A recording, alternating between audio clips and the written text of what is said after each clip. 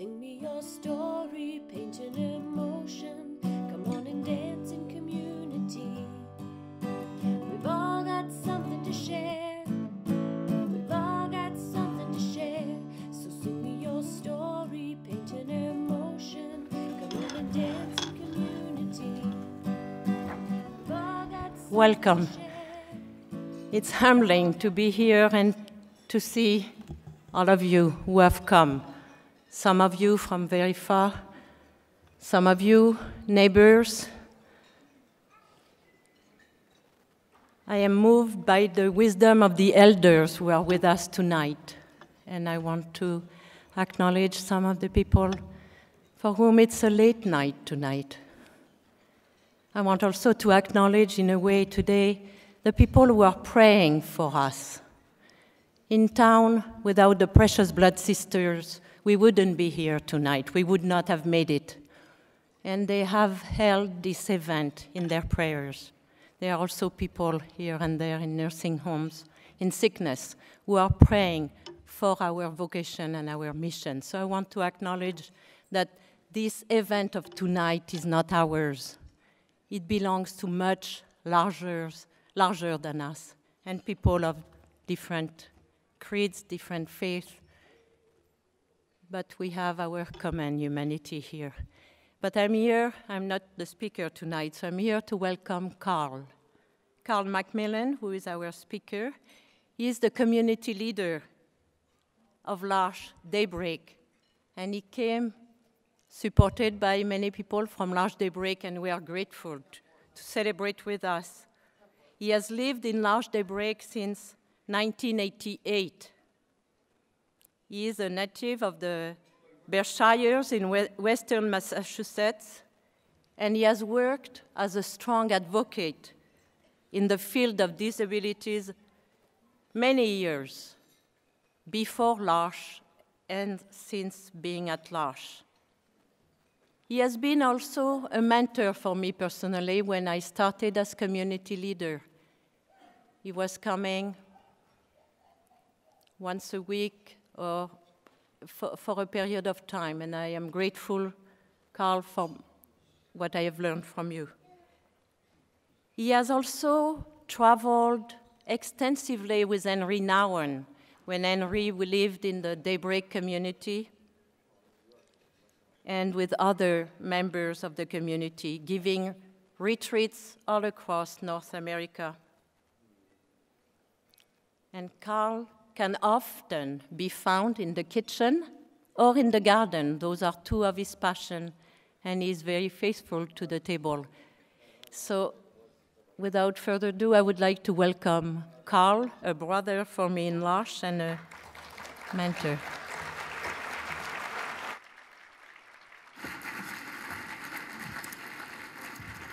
Thank you.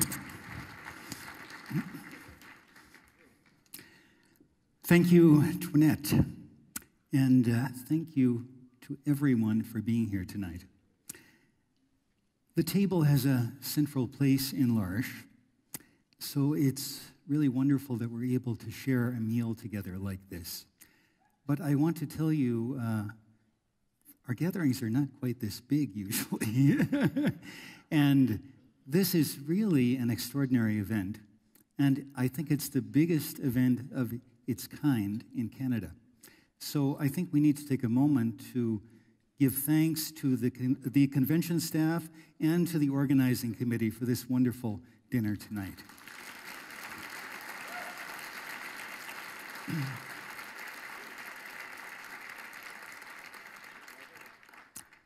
Back at the Daybreak community, my friend Peter Porter and I have been cooking Sunday dinner at the greenhouse for many years. One night this winter, I was having dinner at the greenhouse, and one of the assistants, Mary, said to me out of the blue, "Carl, you know, I was looking through some old photo albums this afternoon, and there were some pictures of you.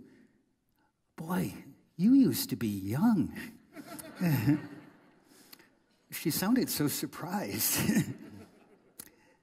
I came to Daybreak, as Toinette mentioned, in 1988. Like many assistants, I came for a year, and it has turned into a little more. During my very first year in L'Arche, I took my holiday time to go to France to visit the original L'Arche community in Folie.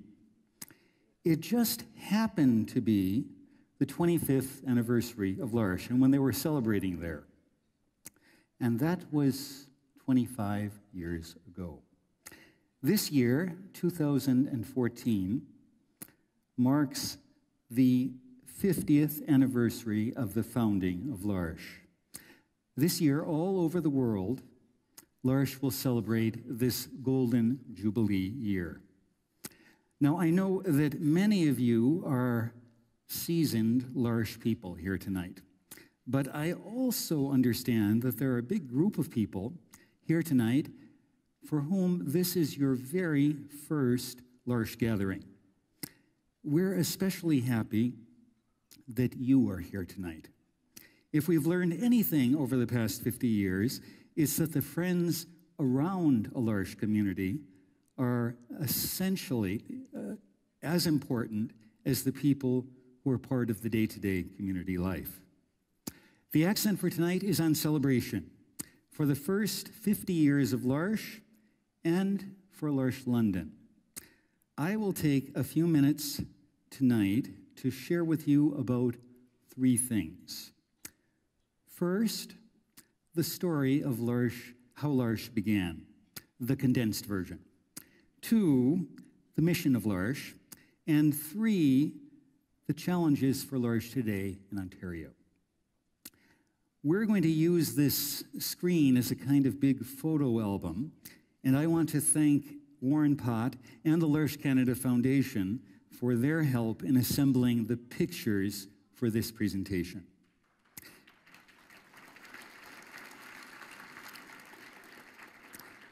So let's go back to 1964. Despite my aged appearance, I was only 11 years old in 1964. I was in grade 5. What I remember very vividly about 1964 was going next door to our neighbors, the Plankies, to watch the Ed Sullivan Show. The Plankies got Channel 10, and we only got Channel 6 on our TV. The Plankies also had a color TV, and we had just black and white. Still, it had to be a pretty special occasion to go to the Plankies on a Sunday night just to watch Ed Sullivan. A new musical band composed of 4 long-haired British young men was performing for the first time on television in America. The band was called the Beatles. And 1964 marked their entry onto the world stage. The 1960s became a turbulent time in North America and in many places throughout the world. Set against the backdrop of the Vietnam War, racial strife, and countless losses, there was growing unrest and protest, especially among young people who were searching for peace and for social justice. Our world cried out for change. Jean Vanier, the founder of L'Arche, has often talked about L'Arche as the response to a cry for personhood, a cry for relationship, a cry for love. In 1964, Jean Vanier was 36 years old. The son of a Canadian diplomat, Vanier had spent his teenage years at the Royal Naval Academy and on naval ships crossing the Atlantic. At the age of 19, he began a long spiritual journey, mostly in France, as a student, seminarian, and theologian. The year before, Vanier had done a brief stint teaching philosophy at St. Michael's College in Toronto, but he had decided that academia was not for him.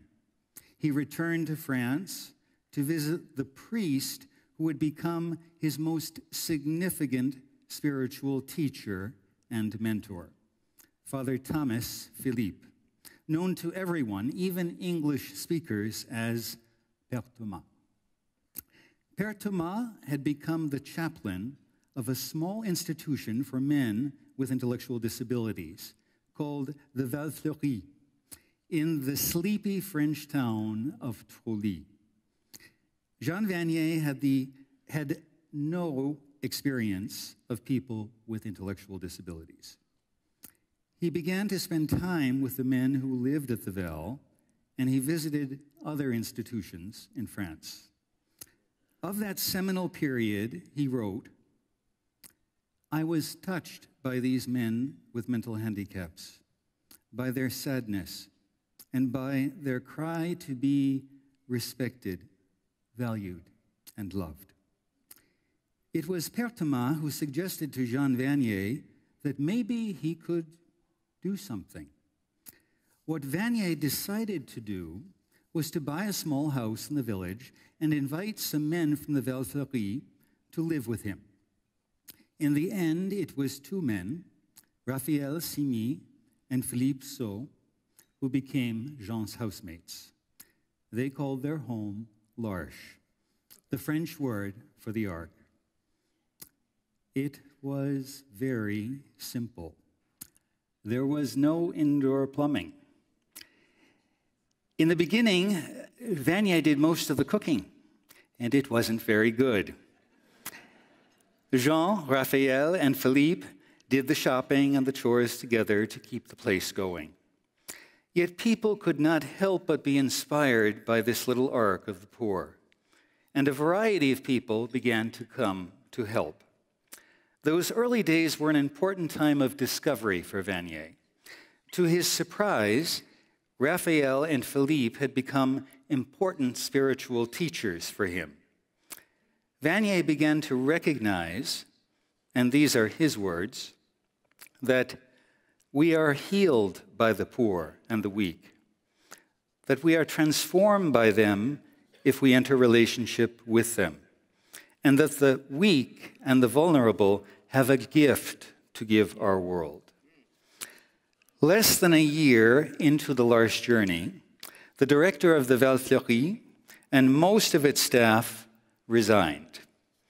Vanier, who lived just around the corner in the L'Arche home, was invited to take the job. With encouragement from Père Thomas, Vanier agreed.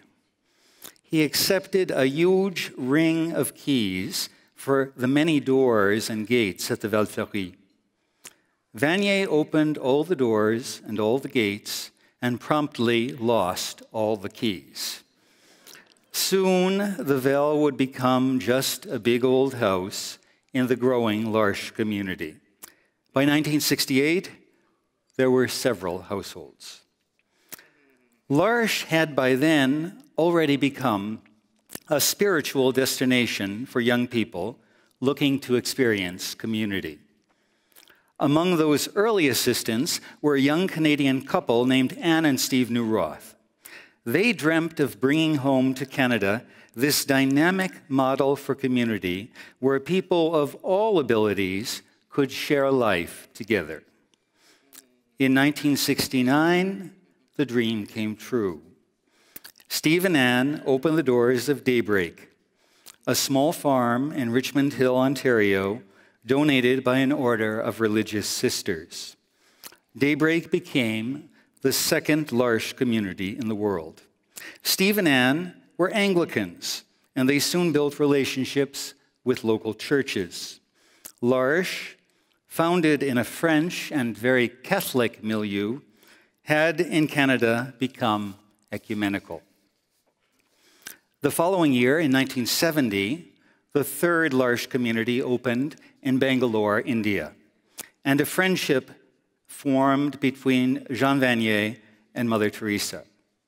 Known as Ashaniketan, the new L'Arche community in India would welcome Hindus, Muslims, and Christians. Jean Vanier saw, and these again are his words, that at the core of many religions, there is a desire, force, strength, and compassion to help people to grow in freedom, to grow to be themselves. The vision of L'Arche is precisely this: to help people with mental handicaps to own their worth and beauty, to help them to have confidence in themselves, and with their particular gifts to grow and to do beautiful things. The 1970s, 80s, and 90s bloomed as the era of deinstitutionalization. Public exposés and class action lawsuits reveal the loneliness and neglect of large, cold institutions, often in remote, isolated settings. The concept for small, family-sized group homes took hold, and the movement for community living took off. L'Arche grew rapidly during this period, with communities sprouting up throughout Canada and the United States, England and Europe, but also in countries like Brazil, Haiti, Kenya, and very fragile places like the West Bank in Palestine, where, as a young woman, L'Arche London's Toinette Parisio was a member of the founding team at L'Arche Bethany. L'Arche has become an international movement. Founded on the body, L'Arche itself is a living and breathing body with strengths and vulnerabilities, a communion of hearts. And L'Arche continues to grow. Today, there are 145 L'Arche communities in over 40 countries. In Canada, there are 29 communities, 9 here in the province of Ontario. At the heart of L'Arche, at the heart of the mission of L'Arche, is the belief that each person has unique and sacred value. That people with intellectual disabilities have gifts, and that these gifts build a more compassionate society. And finally, that relationships lived in the spirit of forgiveness and celebration can transform us and change the world. Our world has changed since 1964. In Ontario, all the large institutions have closed. All children with intellectual disabilities can go to school and be educated. Employers are beginning to see the value that people with disabilities bring to the workplace. Yet the mission of L'Arche remains urgent today.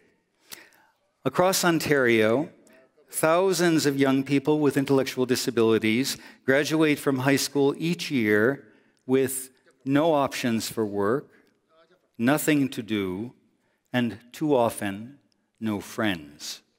Waiting lists for housing, job coaching, and places of meaningful daytime activity are longer than ever before.